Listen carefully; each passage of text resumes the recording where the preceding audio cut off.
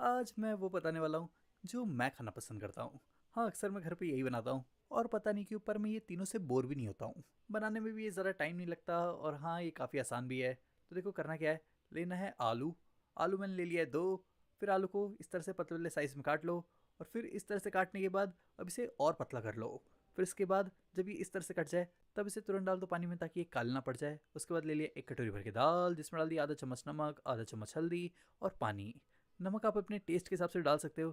फिर कुकर का ढक्कन लगा लो, इसमें 3 सीटी आने दो और 3 सीटी के बाद गैस बंद कर दो। और दूसरी तरफ मैंने ले लिया है 3 चम्मच तेल, जिसमें डाल दिया है आधा चम्मच जीरा। जीरा को पकाने के बाद डाल दो इसमें बहुत थोड़ा सा हींग भी। और जब जीरा हींग पक जाए तब डाल दो इसमें बारीक बारीक कटा हुआ प्याज। एक बड़ी साइज़ के प्याज को मैंने एकदम बारीक बारीक काट के डाल दिया है और उतना ही बारीक काट लिया हरी मिर्च भी। दोनों को ही अब अच्छी तरह से पका लो और फिर इसके बाद डाल देना बारीक बारीक कटा हुआ टमाटर भी। हाँ, टमाटर मैंने एक ही लिया है, बड़े साइज़ का। फिर इसके बाद डाल दो इसमें आधा चम्मच नमक, आधा चम्मच से कम हल्दी और फिर इन्हें दोबारा मिला लो और फिर टमाटर के पकने का इंतज़ार करो। और जब टमाटर हल्का फुल्का पक जाए तब डाल दो इसमें पानी भी। पानी ज़्यादा नहीं डाला है, आधा कप ही डाला है। फिर पानी डालने के बाद गैस का फ्लेम तेज़ कर दो, टमाटर के साथ मसालों को भी अच्छी तरह से पकने दो। और जब दोनों अच्छी तरह से पक जाए तो जो दाल को 3 सीटियों के साथ पका लिया था, अब उसका भी ढक्कन हटा लो। और फिर अब दाल को मैं इसमें डाल दे रहा हूँ जो मसाला अभी भी तैयार किया है। फिर दाल को मसालों के साथ अच्छी तरह से मिक्स कर लो। फिर इसके साथ इसे अच्छी तरह से मिलाने के बाद अब इसमें डाल दो बारीक बारीक कटा हुआ धनिया भी। और फिर धनिया मिलाने के बाद गैस का फ्लेम बंद करके तैयारी कर लो तड़के की। तो इसके लिए ले लिया मैंने 2 चम्मच घी, जिसमें डाल दिया है आधा चम्मच जीरा और जीरा के साथ डाल दिए थोड़े से करी पत्ते भी। करी पत्ता पकाने के बाद डाल दो इसमें 2 सूखे लाल मिर्च और 1 चम्मच बारीक बारीक कटा हुआ लहसुन। ये सभी चीज़ों को अब पकने दो। और जब ये सभी चीज़ें अच्छी तरह से पक जाए तब डाल दो इसमें थोड़ा सा कश्मीर लाल मिर्च पाउडर, लगभग आधा चम्मच। फिर से भी अब मिला लो और इसे अच्छी तरह से मिलाने के बाद अब ये तड़के को इसमें डाल दो। फिर तड़का को दाल के साथ अच्छी तरह से मिला लो और हाँ, दाल तड़का तैयार है।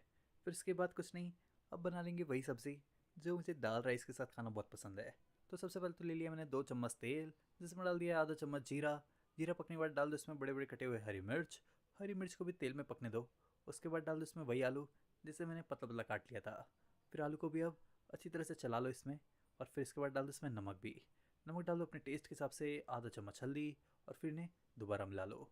नमक हल्दी दोनों को अच्छी तरह से मिलाने के बाद अब इसे ढक दो और पकने दो। और जब आलू एकदम सॉफ्ट हो जाए तब इसे निकाल लो। और फिर मैंने एक और बर्तन में ले लिया 3 चम्मच तेल, आधा चम्मच जीरा।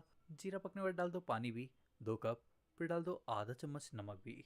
और फिर इसके बाद जब पानी में उबाल आ जाए तब डाल दो इसमें राइस। हाँ, मैंने 1 कप राइस को भिगा के रखा था 25 से 30 मिनट के लिए। फिर इसे ढक दो और राइस के पकने का इंतज़ार करो। और फिर जब राइस भी अच्छी तरह से पक जाए तब डाल दो ऊपर से बारीक बारीक कटा हुआ धनिया भी। धनिया को हल्का फुल्का मिलाकर अब इसे निकाल लो। तो दाल, राइस, जल्दी जल्दी बन जाने वाली आलू की सब्ज़ी और पापड़। बाकी आप अक्सर क्या खाना पसंद करते हो? कमेंट करके ज़रूर बताना।